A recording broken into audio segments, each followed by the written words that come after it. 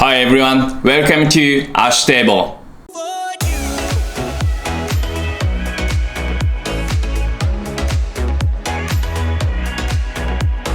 I'm going to make a kimbap. That's a Korean sushi roll.